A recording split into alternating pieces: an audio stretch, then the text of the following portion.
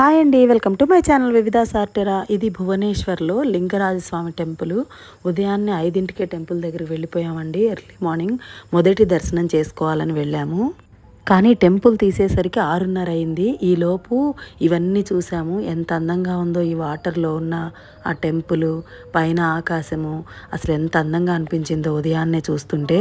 Lingarajaswamy temple ముందు పార్కులో ఇలా శివపార్వతులు ఇద్దరు ఆ సీన్లో ఉన్నారు చూడండి. ఇక్కడ ఎంతో అందంగా అనిపించింది ఈ పచ్చదనంలో శివపార్వతులను చూస్తుంటే.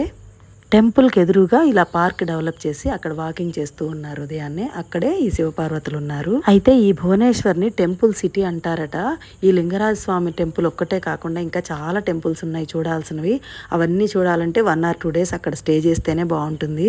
ఈ టెంపుల్లోకి కెమెరా ఎలో లేదు, కానీ లోపల ఎంత అంటే అంత బాగుందండి టెంపుల్. అప్పట్లోనే అంత బాగా ఎలా కట్టారా అనిపిస్తుంది మనకి. చాలా అంటే చాలా బాగుంది కట్టడం. ఇక్కడ స్వామివారి దగ్గరికి వెళ్ళడానికి పువ్వులు, ఇలా తామర పువ్వులు, ఉమ్మెత్త పువ్వులు ఇలాంటివన్నీ ఒక బుట్టలో పెట్టి ఇస్తారు మనకి. ఆవు పాలు అన్నీ ఇస్తారు అభిషేకానికి. అయితే మేము అంత ముందుగా వెళ్ళిన టెంపుల్ మాత్రం ఎక్కువ మంది క్రౌడ్ అయ్యేలా చేస్తారండి ఈ పంతుళ్ళు. ఆ క్రౌడ్లో నుండి వాళ్ళు ఏదో సపరేట్గా మనకి తీసుకెళ్ళి దర్శనం చేయిస్తున్నట్లుగా చేసి మనీ అయితే నా దగ్గర నుండి 4000 నుండి బేరం పెట్టారు.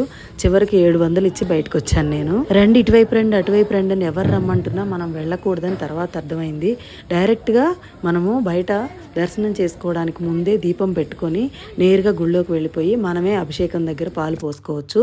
వాళ్ళందరి సహాయం అయితే మనకు అవసరం లేదు, కానీ వాళ్ళు క్రియేట్ చేస్తారనమాట. అలాగా పూజారులు ఏం క్రియేట్ చేసినా దర్శనం అయితే త్వరగానే ముగించుకొని మనం ఏం సమర్పించినా స్వామివారికే కదా అనుకొని బయటపడ్డాము. ప్రతి ఆలయం దగ్గర కోనేరులు ఉన్నాయండి. ఇక్కడంతా చాలా బాగుంది ప్లేస్. అయితే మీరు కూడా విజిట్ చేయండి.